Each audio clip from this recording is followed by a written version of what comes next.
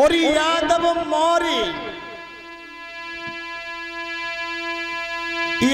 Maurya Patel OBC तुम्हें बताने आया हूं, और तुम हो यहाँ के मूल निवासी तुम्हें जगाने आया हूं। तुम हो यहाँ के मूल निवासी तुम्हें जगाने आया।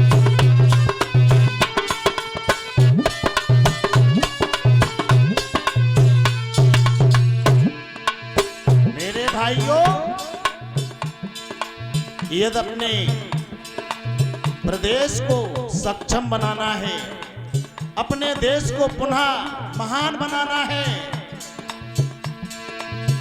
तो पढ़ो, डॉक्टर राम मनोहर लोहिया जी को पढ़ो, चौधरी चरण सिंह जी को पढ़ो। अपने पूर्वजों को नहीं पढ़ोगे, घंटा हिलाने से कुछ मिलने वाला नहीं है। और मेरे भाई, हमारे मौर्य समाज के लोग भयभीत हो जाते हैं और इन्हें ये पता नहीं है कि इनका सम्मान कहाँ है। भैया शूद्र भूरे सिंह यादव जी जरा से लालच में आकर के चले जाते हैं और सरकार बनवाने का काम करते हैं। पद मिलता है तो कौन? स्टूल मंत्री का। हे मौर्य, शर्म आनी चाहिए तुम्हें। तुम्हें स्टूल मंत्री बनना है या बराबर में बैठ करके सम्मान पाना है? और सम्मान यदि कहीं है तो केवल समाजवाद में है। गर्व से कहो, हम समाजवादी हैं, शूद्र हैं, क्योंकि शूद्र तो घोषित कर ही दिया है अखिलेश भैया जी को। उन्होंने कह दिया है, मुख्यमंत्री जी संसद में जाकर के जवाब मांगेंगे तुमसे, कहेंगे कि हम कौन हैं। और अभी भी ना जग पाए तो शायद कभी जग नहीं पाओगे। लोग कहते हैं ये हिंदू धर्म खतरे में है।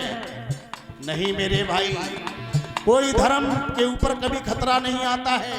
खतरा जब आता है तो हक और अधिकार के ऊपर आता है। खतरा इस समय है तो सम्मानीय अखिलेश यादव जी संविधान को हाथ में लिए हैं। मैं संविधान की रक्षा करूंगा, संविधान हमारी रक्षा करेगा, तभी इस देश का सम्मान होगा। नहीं तो ये बाकी के सूत्र खून के आंसू रोएंगे।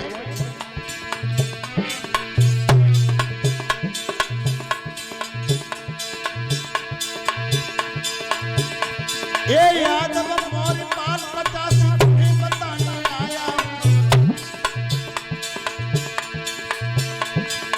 जाग जाओ मूल निवासी तुम्हें जगाने आया हूं। जाग जाओ मूल निवासी तुम्हें जगाने आया हूं।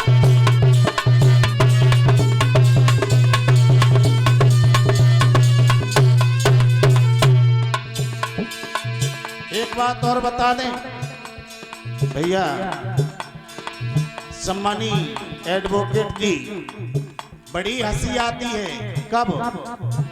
हमारे देश की संस्कृति है, पहले राजा महाराजा शासन करने के बाद में वन में तप करने जाते थे, साधु संत बनते थे।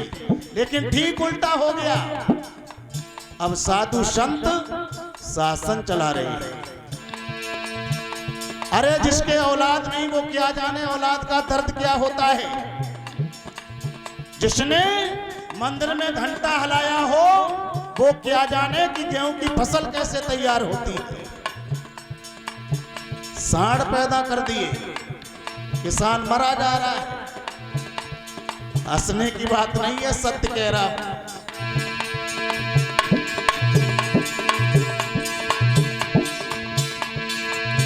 और लला सोनू यादव, ये ओमवीर बौद्ध का मंडल है, बीड़ी का बंडल नहीं है जो पी करके धुआं दे करके उड़ा रहा। सम्मानीय आदरणीय नेता श्रद्धेय मुलायम सिंह यादव जी अपने समाज को चेताया करते थे कि कोई दुखी तुम्हारे पास में आए तो उसकी मदद करना। अंतिम समय में मुलायम सिंह यादव जी ने अखिलेश भैया जी को समझाया था कि अखिलेश, तुम्हारे दर जो भी आए, तुम्हारे घर जो भी आए, वो निराश होकर के ना जाए, उसकी मदद करो। समाजवादी का मतलब क्या है? समाजवाद की परिभाषा क्या है? समाज को लेकर के साथ चलो, समाज का हित करो, समाज के दुख दर्द को समझो, यही तो समाजवाद है। और जहां पर मनुवाद है वहां समाजवाद होने का कोई नाम ही नहीं है। इसलिए कहना है, और लोगों, ये ओमवीर बौद्ध की आवाज ऐसा नहीं है केवल ओसड़ तक ही रही हो, कल पूरे भारत में कोने कोने में पहुंच जाएगी, क्योंकि जमाना बदल चुका है। नेटवर्किंग सिस्टम हो गया है। और ओमवीर बौद्ध कभी दबकर के कथा नहीं कहते हैं, अपने समाज को जगाने के लिए बहुत बड़ा जिगरा है मेरे हृदय में।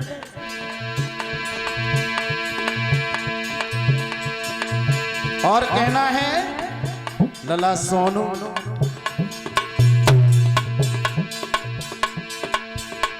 और नेताजी की भावनाओं को, नेताजी की भावना को समाजवादी सुना करो, नेताजी के आदर्शों पर यादव भाई चला करो, नेताजी के आदर्शों पर।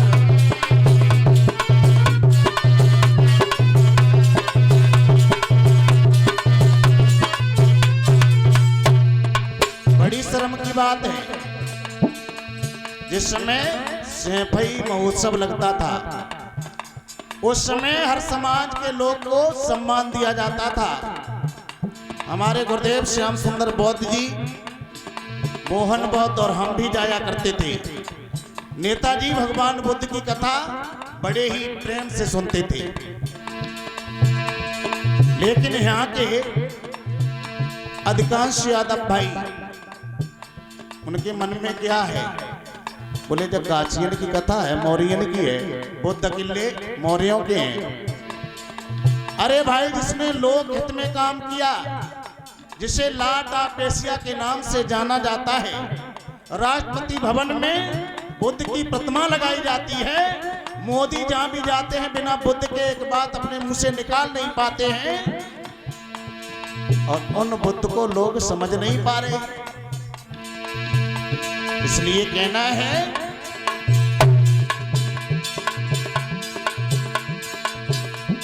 और एक नई बात और सुनी मैंने, भैया भूरी यादव जी, कल इस गांव में चंदा इकट्ठा होकर के दूसरी कथा और होने जा रही है आमने सामने।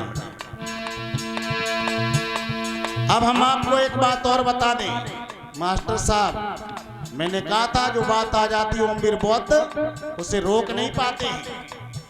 आपके यहाँ से 2 दिन शेष रह जाएंगे। हमारी कथा डिस्ट्रिक्ट बदायूं में मिठा मई में लगी है, और वहां जब हम कथा कहने गए तो सामने 101 मन का यज्ञ हो रहा था, और उस यज्ञाचार्य ने कहा था कि ओमवीर बौद्ध को मंच से पटक देंगे मंत्रों के द्वारा।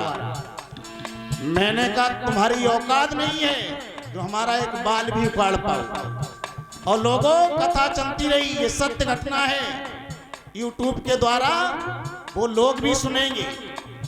मेरा तो कुछ नहीं बिगाड़ पाया। जिस घर में वो कथा कह रहा था उसका जवान बेटा बाजार में गया, पता नहीं कौन सी बात हुई, उसने सल्फाज खा ली, उधर से उसकी मिट्टी आई।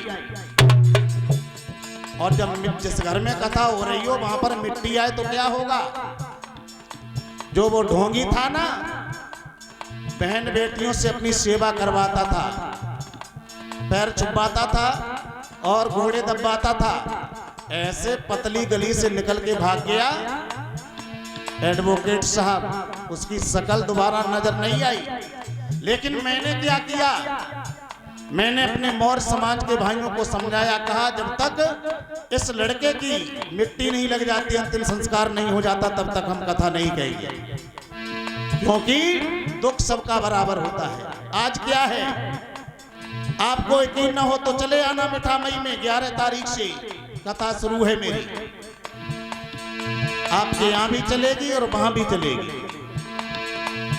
आज क्या है, हर समाज के लोग हमारी कथा सुनने जाते हैं, आते हैं, और हजारों की संख्या में लोग ओम वीर बौद्ध और ललता बौद्ध को सुनते हैं। इसलिए कहना है